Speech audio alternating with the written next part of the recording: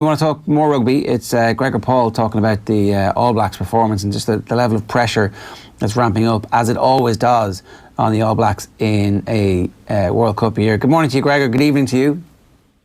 Good morning. How are you? Yeah, pretty good.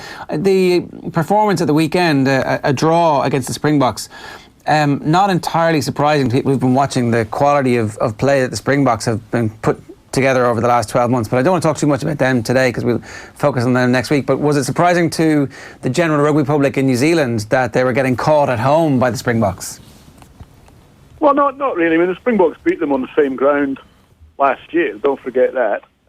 And the last few games they've had against the Springboks has been, it's been a point in it either way to both teams. So look, everybody knew the Springboks were going to be a very difficult team, but you've got to take a step back here and say that the All Blacks are building very much with the World Cup in mind at the moment, and they've been quite open and said, look, if we don't win the Rugby Championship and if we lose a few tests, it's not the end of the world. There'll be a different proposition this week coming when they play the Bledisloe Cup, because we've said that does matter, and those are two test matches that they do want to win. But look, they're on a plan here to arrive in Japan. I mean, the big goal, obviously, for everybody this year is to win the World Cup. So you shouldn't nobody should really get caught up judging them too harshly at this stage, because what they're trying to do is build a game plan and learn a little bit about a few players. They haven't sorted out, who's all going to be on the plane at the moment to Japan. So they've got a bit of that to do, and they're trying to build a game, and they're also trying to keep a few things up their sleeves as well. So it's quite a complex picture. And the fact that they drew is probably not that big a surprise. Okay. In terms of the debate about who's going to be on the plane, or not, are there significant questions at this point, or is it like a few fringe players on the edges? Do you think that there's still time for somebody to play their way into the team, for example, who people might not have thought would even be in the squad 3-6 months ago? Well, no, there won't be anyone from outside. They started off with 39 a few weeks back, and they've culled that today down to, I think they knocked 5 off that today. They've also got Ryan Protty injured, who'll presumably almost certainly come back in as well. So, there's no real opportunity for a wild card to come in here. And with the All Blacks, it's never a kind of shock horror moment. You're down to, it's really about how they want to balance the squad, is really what it's down to. And the challenge with the All Blacks is not trying to find 31 players to put in there. They've probably got 40 guys that are good enough to go to the World Cup, and have all played tests and are all worthy of going, but they need to cull it down to 31. And it's really just, how do they want to set their squad up when they get to Japan? And we don't really know the answer to that yet. I don't think they do either. In your sense then, in your opinion, come their first game of the World Cup against the Springboks on the second day of the World Cup this year, who's going to be the starting out half for the All Blacks? Well, look, good question. If I had to gamble everything on it, I'd say Richie Mo'unga. I think the way they set themselves up against the Boks is probably how they want to play. I think when they played Ireland and England last year, you saw a wee bit where they had they want to play with 2 fly halves on the field, one at full back and one at fly half, obviously. They were able to do that last year with Damien McKenzie, but he is injured. He won't be going to the World Cup. He's badly injured. So the only way they can do that now is to play Mo'unga at 10, and Barrett, who is a natural fullback, and he's just a naturally gifted player, and he's played there before. And that's probably what they're going to do. I mean, it's not that unusual because those two, when they played Ireland last year, you saw Barrett drop to fullback for the final 20 minutes or whatever it was, and Mo'unga come on. I think they're just taking the view now that they want to have their best players on the field for the full 80 minutes, and I think that they feel that if they're going to beat these rush defences that they're going to come up against, they need two decision makers, two kickers, 2 fly halves that can sort of interchange and keep making good decisions as the game flows. Is that the whole point of this Rugby Championship then, to bed in that system? I know you're talking about keeping some stuff in reserve so that you don't show your full hand just now, but that's a very difficult balancing act, as you pointed out, because you want the team to become super proficient in the style of play you want them to do, as opposed to experiencing what it's like in test conditions for the very first time in a World Cup semi-final, quarter-final, final. Yeah, no, you're quite right. It's a difficult balancing act, and the time is against them a wee bit, because they need enough time that they can get used to what they're trying to do and build it and become quite good at it. But they also don't really want everyone to work out what they're going to be taking when they arrive in Japan. So they want there to be a bit of an element of surprise, or they don't want everyone to know quite what they're doing and be able to adjust to what it is that they're doing. So they've got to kind of time it quite. It's quite tricky. But look, I think we saw when they played in the Northern Hemisphere last year, and from probably go back further to when the Lions beat them here, and drew the series, that rush defence, teams that get off the line really quickly and blitz them and cut down their space, have had an awful lot of success at doing it. And the All Blacks have struggled quite badly. They struggled in Dublin last year when Ireland did it to them. They struggled at Twickenham when the English did it to them. So they've known what's going to be coming. And I think every team, we saw it in the Six Nations as well, the quality and speed of defence, and South Africa are very good at it as well. It's intense. And everybody's put a lot of time and effort into building these defensive walls. And the All Blacks have said, right, well, we need a few tricks up our sleeve. We want to use our attacking prowess. We've got Barrett, we've got Mwanga, we've got Sonny Bill Williams, Ben Smith, Jack Goodhue. We've got all these guys that can play, but they can't play if they're just being swarmed by defence. So we need to find a way that we can, throw a few tricks into it and start unsettling teams that rush at us. Because I think the thing with the rush defence, it's brilliant when it works, but if you can find a way through it, it becomes quite fragile quite quickly. And I think that's what the All Blacks are doing. They're trying to unleash an attack game. They've reworked all their patterns, all their ways of doing things. We haven't quite seen it yet because the game against South Africa just didn't really flow for that to happen. But I think we're going to see them build this kind of multi-phase attack game over the next couple of weeks. Knowing what's coming then and being able to counteract that rush defence, would that give you the confidence that, say, if a World Cup quarter-final between New Zealand and Ireland, for example, happened, that the All Blacks would be in a far better position to swat Ireland aside?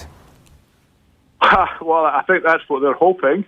That's clearly what the All Blacks are hoping, because I think the last 2 or 3 times that they've played Ireland, Ireland won 2, and the other one in Dublin in 2016 was an incredibly tight game as well. So, look, I think they know that they need to be more creative and more dynamic in the way that they attack. They need to find a way to avoid being swamped the way that Ireland have done it so effectively. Now, whether they've hit the right notes, whether they've got the right buttons, whether they, we haven't really seen it yet. We don't quite know what they're trying to do, but clearly that's what they need to do. They need to, if they do play Ireland in the quarterfinal, they need to be confident within themselves that they've got a range of ways to start bending and buckling that defence. And previously, what's kind of happened, and I think anyone that watched the games, the last 2 games against Ireland, the ball kind of came to Barrett, and they said, "Do something."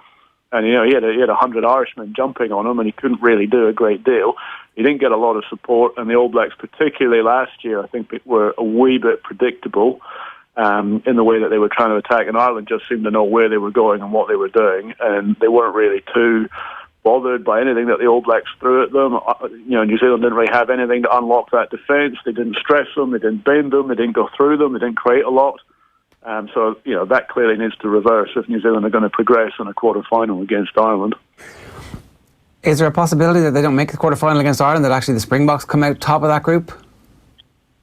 Oh, for sure. That's what I mean. I think that's probably, I think everybody will be watching that game, because it's going to have a huge bearing on the whole makeup of the World Cup. I mean, clearly, all due respect to the rest of whoever's in New Zealand and South Africa's pool, but those 2 are going to finish 1 and 2. Whichever way round it is, we don't really know. But clearly the All Blacks are aware, as is everybody, that playing South Africa first up is a huge game. And given the way the last 2, 3, 4 games between those 2 have gone, it's very difficult to know who will come out of that on top. But there's a real possibility, clearly, that South Africa win that. Because it seems to me as if at the moment there are tiers developing, and that there are 2 teams really in the top tier, and that is those 2 teams that South Africa under Rassie Erasmus have had a quantum leap forward in the last 18 months. They've got all their best players back. They've got a style of play that is tapping into the great traditions of South African rugby, but is actually a modernised version of it. And that them and the All Blacks are significantly ahead, I would say, of England, Ireland and whoever else is in that second tier at the moment. Wales.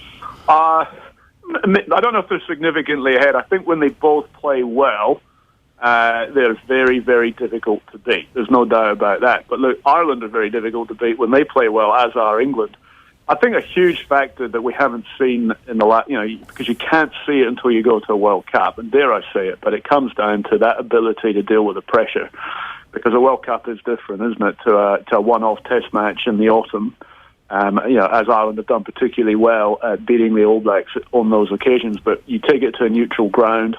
You put the pressure of knowing that it's do or die. If you don't win this game, you're going home type thing.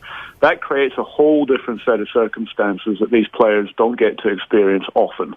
And we've seen some unusual results. I mean, I'm speaking to an Irishman here. You know what that's like, because Ireland have struggled in the past on those very occasions. Last World Cup, Argentina surprised you with the way that they played, and there we saw the effects of pressure probably on what happened in that game. So it's quite difficult to tell. I mean, you could kind of argue that on the day New Zealand and South Africa looked like they might be. Maybe a little step ahead of the best of the Northern Hemisphere, but we've got to throw in the impact of pressure. We've got to throw in neutral grounds. We've got to throw in the fact that everybody's trying to peak at the same time. We don't normally get to see that in the inter-hemisphere clashes. We don't get them all. New Zealand go up to the Northern Hemisphere a wee bit tired. Ireland come down here a wee bit tired. It's not a fair contest often. So you've got to throw in all these factors. So that's why I'm not entirely sure if I would agree that New Zealand and South Africa are genuinely a step ahead of everyone else. I presume Ireland is everybody in New Zealand's second team, given the Joe Schmidt factor and all that. There'll be a few rooting for Scotland, I would have thought, over here. But look, I think New Zealand, if your question is more aligned, I think if New Zealand had a choice between the way the World Cup's set up, twinned with Pool A, I think they would probably be quite comfortable playing Scotland. They'd be a lot happier in that regard if they end up playing the Scots in the quarter-final. I mean, I guess if you're going to win the World Cup, you just take if you end up playing Ireland, you end up playing them. You have to win the World Cup. But probably Ireland would be the team in Pool A that New Zealand would go. If we could avoid that, that would probably be quite helpful. Yeah, for sure. You talked about the pressure. Obviously, there was a massive national inquiry into why the All Blacks couldn't, a bit like Ireland, actually win this thing until they did eventually manage to win it. It took the 4-year long night of the soul from and keeping faith with Graham Henry to get them over the line. Is that pressure gone? Is that completely forever banished for teams that are trying to win the Rugby World Cup for New Zealand now that they've done it twice? Or is it back? I don't know if it's... Well, the thing you've got to understand about the All Blacks is it never goes away. And probably the breakthrough moment that they've made is that they've actually realised that a World Cup for them isn't any different to any other day of the week. And I don't mean to be flippant about that, but when you're the All Blacks, you have the pressure is never off you. So they could be playing Canada in a June Test match, and the pressure's on them. They've got this legacy they have to live up to. They've got a nation that expects them to beat, whether it's Georgia, Namibia, Canada, Italy, South Africa, Ireland, or England. It doesn't make any difference. Everybody has an expectation that they are going to win. They are national role models. They're front, left, centre in the media agenda. They can't walk down the street without anyone knowing them. So that is their life. And when they went to the 2015 World Cup, they thought, hang on a minute. This is actually quite good for us because the pressure ramps up at a World Cup, but we're already at maximum. It doesn't really change for us. And for the first time, you get this whole reversal of pressure going on to the other teams that they've realised. So all of a sudden, when they go to Ireland in November, the pressure's on the All Blacks, and it's not really on Ireland. Ireland can build to that one game. And if they beat the All Blacks, they've had a great season. But the World Cup's different because the pressure comes back on Ireland and says, can you win 7 games? And you're in the public scrutiny the way that you're not normally. And the whole nation expects you. You can't play the underdog card. You're going there to win it. So the pressure comes back on teams like Ireland and Wales and England who don't, well, maybe England do, but who don't quite live under it the way that they do. So I think they've come to realise that pressure is what they live under and that they're quite capable of dealing with it because it's what they do all the time without necessarily realising that they're living with it all the time. Yeah. All right. Gregor, great stuff. Always great to have you on the show. Thanks a million for making the time for us this evening. My pleasure. Thanks very much.